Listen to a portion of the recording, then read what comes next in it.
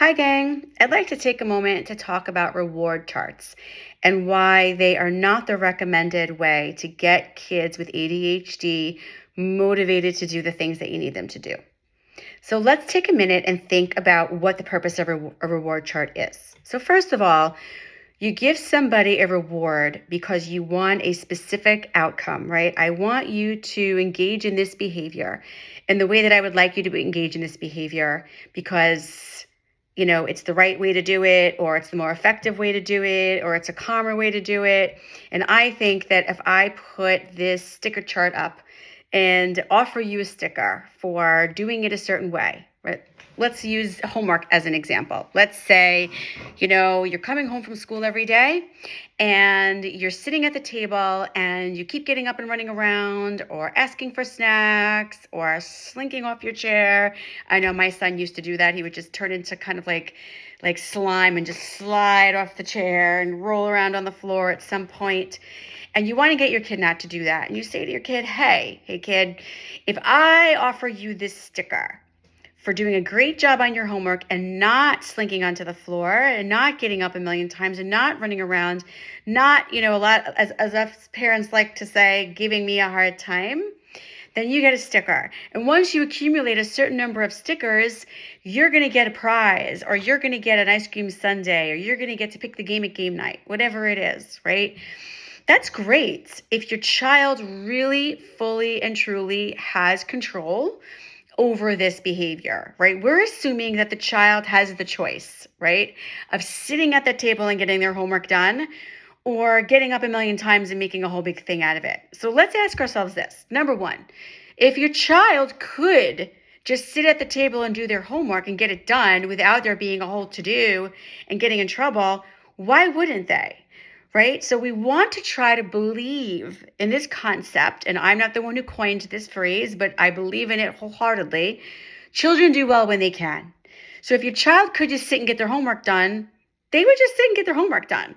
If they're getting up and they're interrupting themselves and they're rolling around on the floor and they're getting in trouble and they're dragging this thing out, making it take for hours, I promise you, they're not doing it just to ruin your life. They're doing it because they can't help it. And so offering them a sticker and a reward to stop doing it that way and to start doing it the more desirable way isn't going to magically make them be able to do this. All that's happening now is you're telling them, I believe you and you. I believe you can do this. And I believe you have a choice in the matter, which is giving our child the message that they have a choice. And if you expect them to have a choice, they expect themselves to have a choice. But now what happens when we put this in front of them, believing that they have a choice and making them believe that they have a choice, but then they still can't do it? Now they start to feel really stressed out and they start to feel bad about themselves. They go into fight or flight. Fight or flight releases cortisol into the body, which is going to shut down that part of the brain where the executive functions live. So now you need those executive functions to be able to do homework. You need working memory. You need organization. You need attention and focus. You need inhibitory control. You need all of these things to be able to get the work done. But now these things aren't working because the kid is stressed out and in fight or flight. And the reason your kid is stressed out is because you're asking them to do something with an expectation that they are able to do it when they really are not. And they really cannot. What they really need is exactly what they're trying to get, and that's those breaks. So instead of offering them a sticker to do something that we know they're not able to do, and now we make them feel bad about themselves for not being able to get the sticker, and now they're pissed at themselves and they're pissed at you and resent you because you are now showing them that you don't get them. You don't get them at all. So they're angry all around. And now they're starting to act out and they're oppositional. And now we're even more stressed out.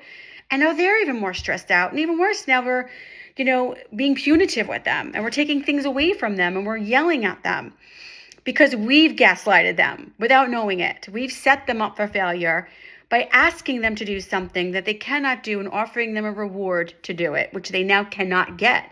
Right now they can't get the sticker. They can't get the reward. They feel like crap. We don't want that. That's not helping them, and it certainly is not helping you and your family. What we do want is to teach them the skills. If your child is having a hard time sitting through their math homework or their social studies homework, whatever it is, and it takes them half an hour to do that homework, and you see that they need those breaks, give them breaks. If you realize that what's happening is their dopamine is totally depleted and they need dopamine to pay attention, say, hey, you know what? Let's do homework for 10 minutes. Let's take a 3-minute break. Then let's do homework for another 10 minutes. Then let's take a 3-minute break, right? Do it in a way that makes sense. It could be 15 minutes of homework and a 5-minute break, or 20 minutes of homework and a 5-minute break. You need to do what makes sense for your child depending on the skills, the ability, and the age of your child, right? Figure out what makes sense. So here's what you need to understand. If you let your child do homework for 10 minutes, their dopamine starts to deplete, because that's what ADHD, it's a dysregulation of dopamine, which is the neurotransmitter that's needed for attention and focus, right? If we give them a 3-minute break or 5-minute break doing something that gives them dopamine, it could be fidgeting, it could be bouncing a ball, it could be let's take a break. With my son, we used to take a 5-minute break where we would toss a ball back and forth and have a catch right in the middle of the house, right in the dining room, tossing the ball, tossing the ball, tossing the ball, tossing the ball. Okay, all right, kiddo, let's take a break from the ball. Let's go back to the work for 10 minutes. And then we're going to go back to the ball again, and let's set the timer. So now what you're doing is you're giving your child the dopamine that they need. You're replenishing the dopamine so they can go back to paying attention to the work that's boring to them, because the work itself is not giving them dopamine, right? It's boring. They don't like it. Doesn't give them the chemical that they need, so they're not able to focus. Let them do something that gives them the dopamine, and then bring them back into the work, and then give them that organized break again. So now what are we doing? We're replenishing their dopamine.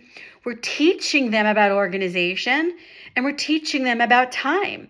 These are all skills they need to learn. They need to learn how to monitor their dopamine in a healthy way. They need to learn how to organize better. They need to learn time management. These are all things that they're struggling with because they do have executive function delays because they have ADHD.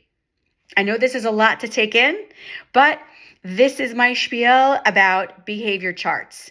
I promise you, I know it's traditional parenting and it's what we were raised on and it was what we learned, but I promise you, all the stickers in the world does not cure ADHD. Teaching skills is what's going to help your child, accepting them for who they are, knowing their strengths and weaknesses, and meeting them where they're at, not destroying their self-esteem and setting them up for failure by offering them rewards for things they can't do. I hope this was helpful. Stay tuned for more. Take care, everybody, and have a great night.